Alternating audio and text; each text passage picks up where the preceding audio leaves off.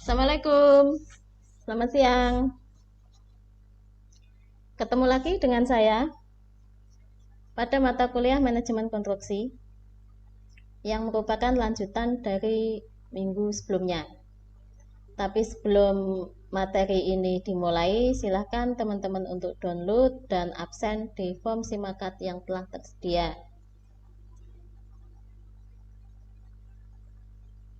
Pada materi kali ini, atau lanjutan dari minggu kemarin, arrow diagram method atau activity on arrow, ini merupakan beberapa anak panah yang dibentuk dalam simbol lingkaran ataupun segi empat yang menunjukkan event atau kejadian satu ke event atau kejadian berikutnya.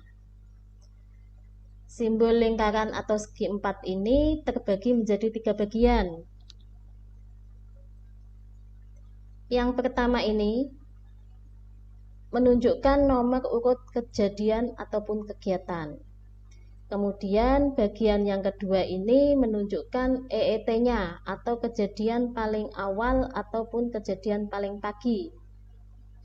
Kemudian bagian yang ketiga ini menunjukkan LET-nya, kejadian paling akhir atau kejadian paling lambat. Jadi simbol antara kejadian ini dari kejadian 1 ke kejadian 2, di tengahnya pasti ada kegiatan ataupun yang biasa disebut durasi atau waktu yang dibutuhkan dari kejadian awal kejadian 1 ke kejadian berikutnya. Kemudian dalam pembuatan NP ini atau arrow diagram ini yang perlu diperhatikan ini pertama, penggambaran arrow diagram harus jelas dan mudah dibaca. Karena yang baca bukan hanya kita sendiri tapi banyak orang. Kemudian yang kedua harus dimulai dari event atau kejadian awal dan diakhiri dengan event atau kejadian yang akhir. Kemudian hindari terjadinya perpotongan dari anak-anak panah. Selanjutnya di antara dua kejadian boleh ada 2 ataupun lebih dari anak panah. Kalau 1 pasti ya, tapi lebih dari 1 boleh. Kemudian penggunaan kejadian semu ditunjukkan dengan garis putus-putus. Ini untuk membedakan antara kejadian semu dan kejadian yang sebenarnya. Arti semu ini bisa dikerjakan dan bisa tidak.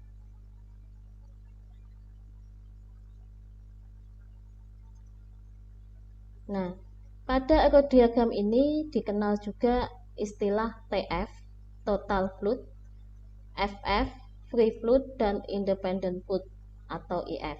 Apa itu? TF ini merupakan sejumlah waktu yang tersedia seandainya terjadi keterlambatan kegiatan pada proyek tersebut. Ini secara keseluruhan keterlambatannya.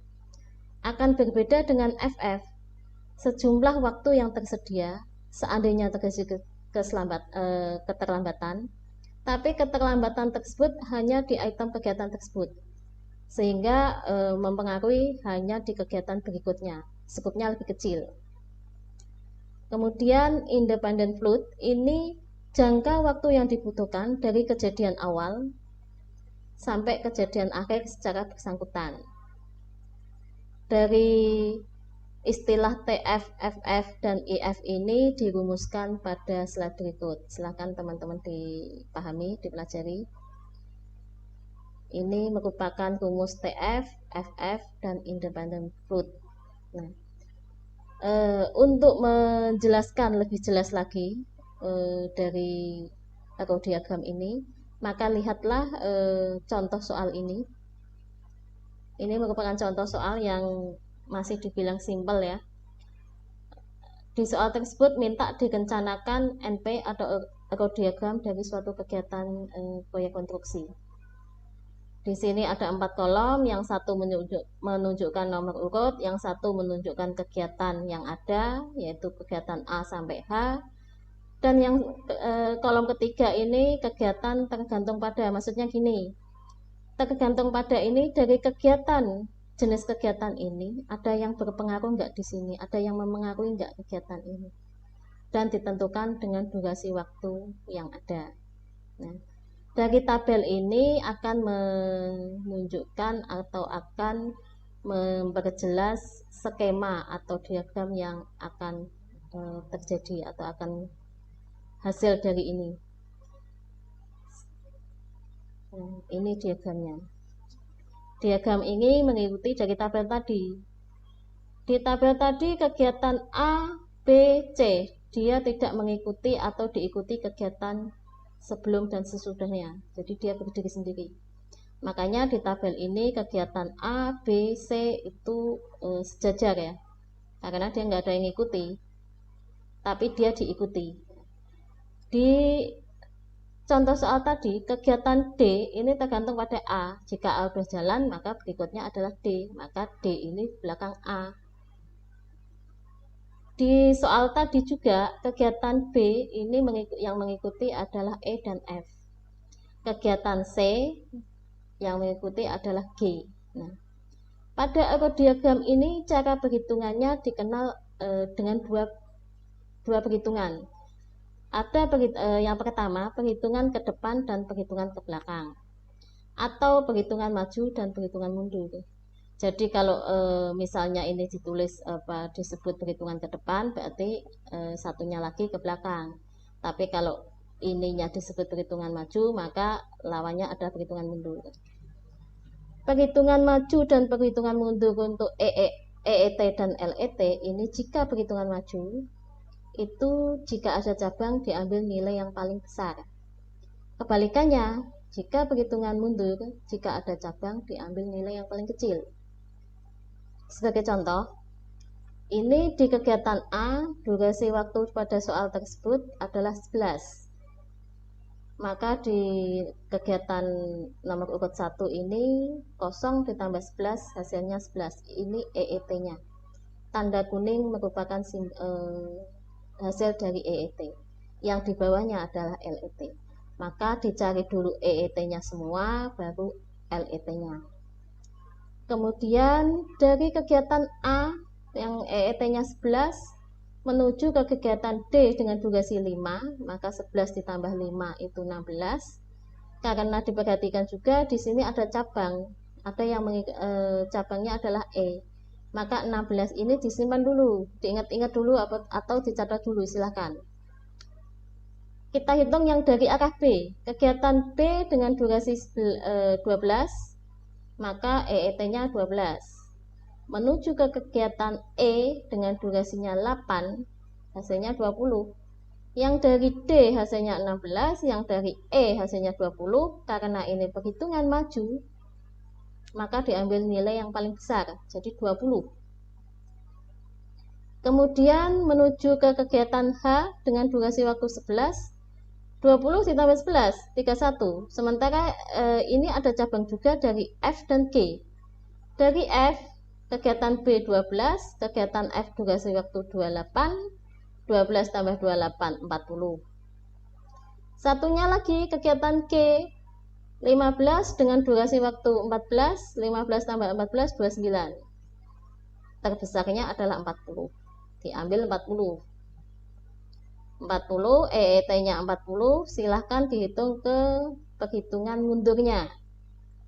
Diingatkan kembali, jika perhitungan mundur ada cabang, diambil nilai yang paling kecil.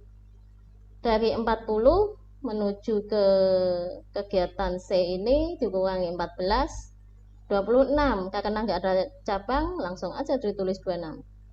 Tapi begitu nanti 40 dikurangi 28, 12.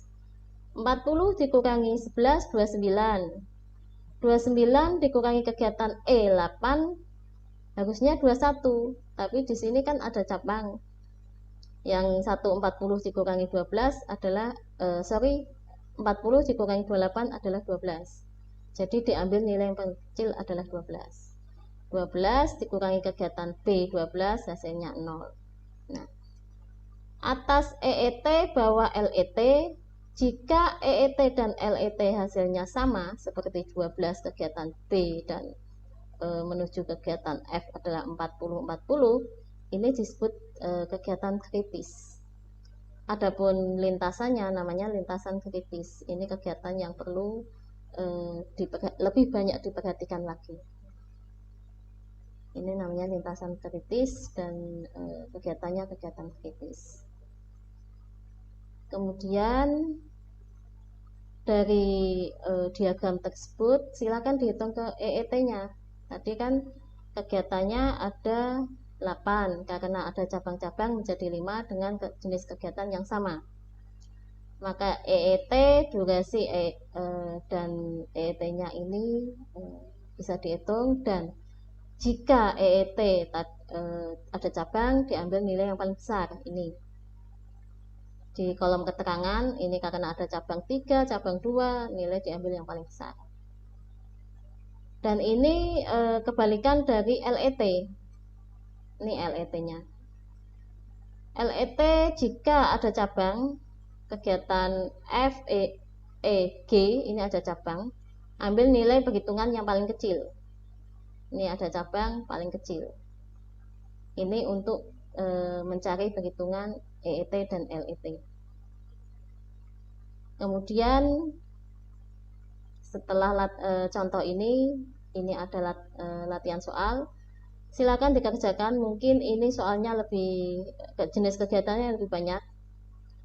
Ini dikerjakan, hasil dari ini silakan di email ke saya maksimal 2 hari. Dan dicari juga untuk perhitungan TF, FF, dan independent float-nya komplit. Dari pertemuan ini yang saya sampaikan. Saya akhiri. Assalamualaikum warahmatullahi wabarakatuh. Terima kasih.